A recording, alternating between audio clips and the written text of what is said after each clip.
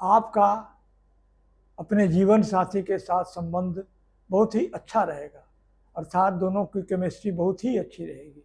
आप एक intelligent person होंगे, अर्थात एक बुद्धिमान आदमी होंगे। आप अपने परिवार को एक तरह से लीडरशिप प्रदान करेंगे।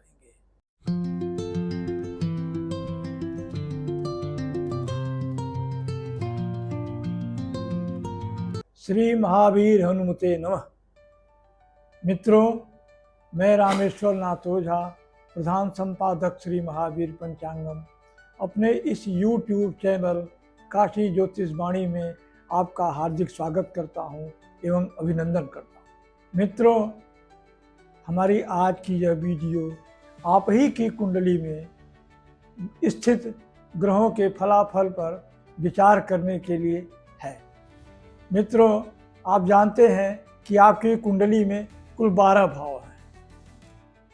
तो इन 12 भाव में जो प्रथम भाव होता है उसी को हम लग्न भाव कहते हैं, तनु भाव भी कहते हैं। अब थोड़ा सा चर्चा हम लग्न पर करना चाहते हैं।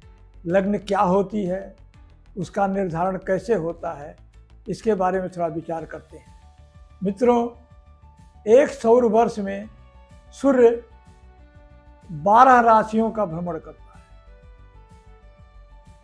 उसी तरह 24 घंटे में अर्थात एक दिन रात में भी सूर्य 12 राशियों में भ्रमण करता हुआ जाता है। मित्रों, जिस समय आपका जन्म होता है उस समय आकाश के पूर्वी क्षितिज में जिस राशि में सूर्य लगा रहता है उसी को उदित लग्न कहते हैं। आइए एक उदाहरण के माध्यम से इसे हम समझते हैं। जैसे मान लिया कि सूर्य इस समय मेष राशि में है, अर्थात मेष राशि का सूर्य 13-14 अप्रैल से लेके और 14 मई के आसपास तक रहता है। तो 13-14 अप्रैल से लेके 13-14 मई के बीच में जो 24 घंटे में सबसे पहली लग्न होगी वह मेष होगी। अर्थात सूर्य का संक्रमण जिस राशि में होता है 24 घंटे में प्रथम लग्न वही होती है, अर्थात जो सूर्योदय होगा वह उसी लग्न में होगा। 12 राशियां और 24 घंटे, जो लग्न का एक लग्न का समय होता है वह लगभग 2 घंटे का होता है। वह वेरी करता रहता है, अलग अलग होता रहता है। किसी लग्न का समय 2 घंटा रहता है, किसी का 1.25-2 घंटा रहता है, किसी का उससे भी कम रहता है, और किसी लग्न का समय 2 घंटे से थोड़ा ज़्यादा भी हो सकता है। वह एक गणितीय प्रक्रिया है और उसकी बहुत जटिलता में हम नहीं जाना चाहते हैं। बस मोटा मोटा आप ये समझ लीजिए कि लगभग 2 घंटे का एक लग्न होता है। अब जैसे मान लीजिए कि 13-14 अप्रैल से लेके 13-14 मई के बीच में आपका जन्म है और जन्म का समय सूर्योदय के आसपास है।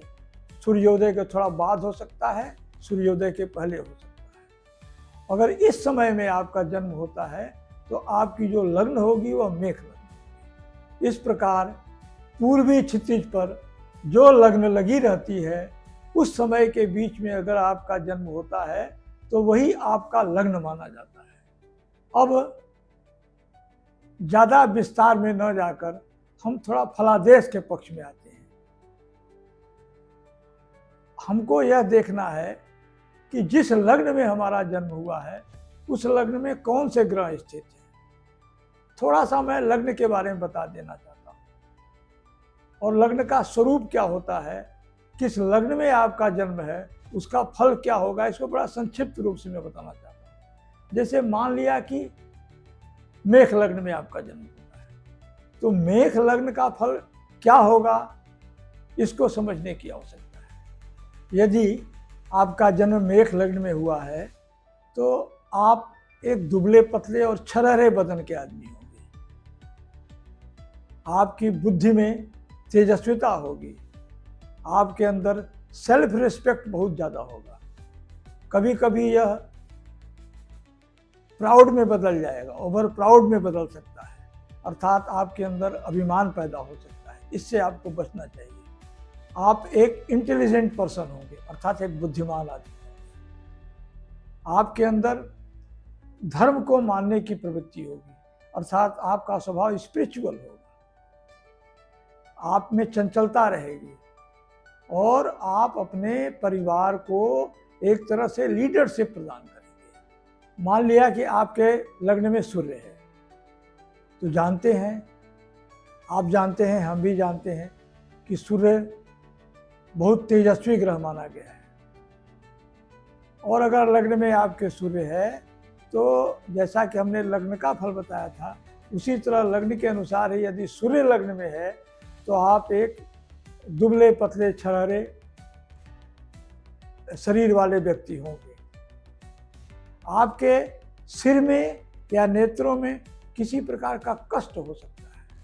सूर्य एक तेजस्वी ग्रह होता है और यदि आपके लग्न में सूर्य है तो आपका करियर क्या हो सकता है उसके बारे में थोड़ा सा चर्चा कर लिया जाए।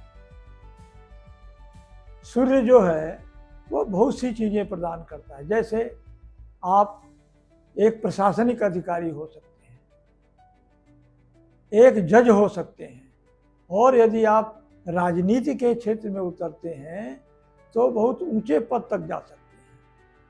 अब इसका निर्धारण आपकी जन्म कुंडली को देखने के बाद, सूर्य की स्थिति को देखने के बाद ही सही किया जा सकता है।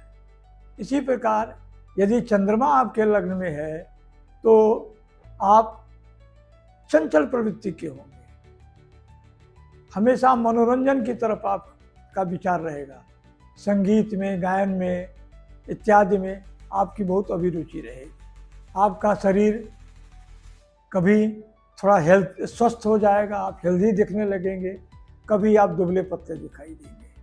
आपका अपने जीवन साथी के साथ संबंध बहुत ही अच्छा रहेगा, अर्थात दोनों की केमिस्ट्री बहुत ही अच्छी रहेगी।